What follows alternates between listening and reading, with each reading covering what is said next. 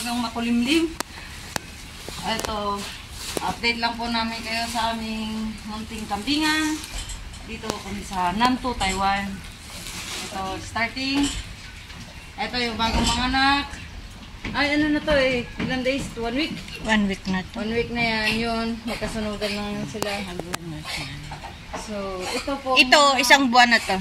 Ito, buntis. Lahat po itong kulungan na to, buntis na po yan. So, kailangan po namin maglinis. Maglinis kami dito sa kambingan kasi importante din po yun ng kalinisan. Although, minsan, kahit hindi po everyday, basta 2 days, malilisan din natin kasi di baling ma-stop yung tae nila, wag lang yung ihi nila. Kasi ang ihi po nila talaga sobrang mapanghipa. Yun, kailangan talagang anuhan. Yan yung mga kambing namin na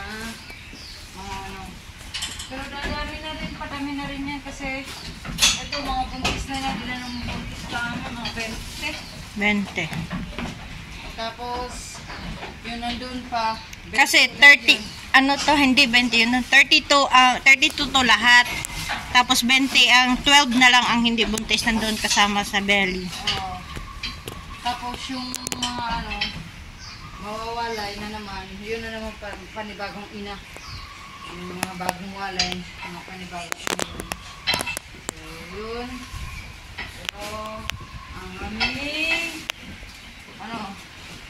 pero in fairness dito, kasi ewan ko ba kung bakit yan hindi nawawalan ng tubig. Kasi may Ramda Mountain kasi may parang may bukal? Grabod. Bukal ba yun? Simentuhan lang. Tapos hindi talaga maiwasan, lumalabas talaga yung tubig.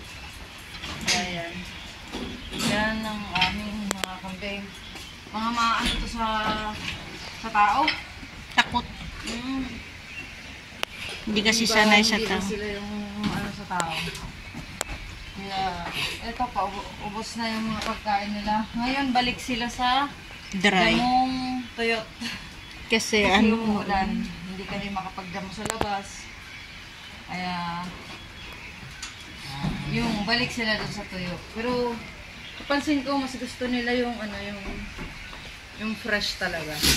Tapos, panglinis dito.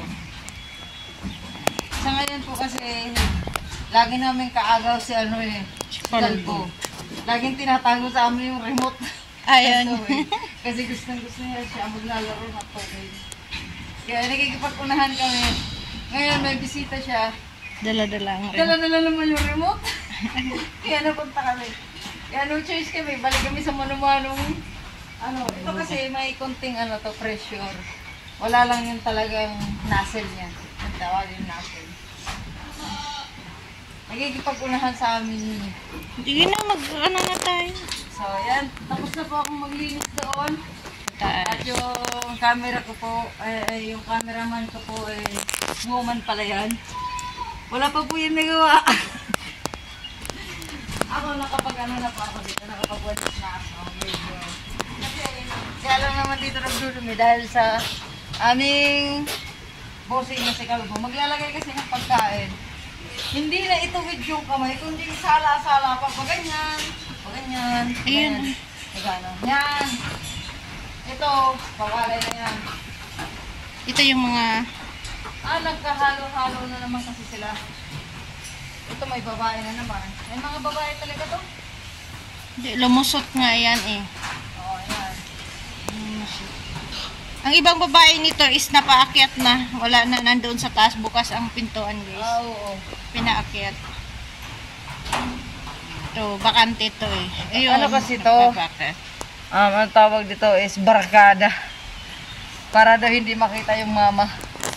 Samantalang, pinuksan niya naman dito. Magmimit naman sila doon. Ayan po yung mga tayo ng kambing. Yan, nakabilad kasi maulan. Kaya hindi mo po. Tapos ito po yung finished product na namin. Yan, ang may gawa po niyan yung unikaihan nilang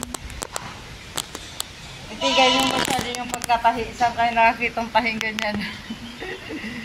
Nakaisip. Yan. Pero yan, dati kasi marami na yan, pero nabenta na yung iba. Hindi na lang natira. Yan. So pag maulan, dito kami sasampay. Ay, dito kami nag-ano ng tayo ng kambing. Tapos ito, magulo lang talaga dito. Yan kasi basa. Kumbaga sa ano, hindi na namin naabot ng oras. Kasi kapoy-kapoy ba? Kaya, inaano lang namin yan. Ito. Yan, marami nakakapasok dyan ng bato. Kagaya niyan. Maya-maya, uutusan na naman kami. Pero, hintayin namin utusan kami.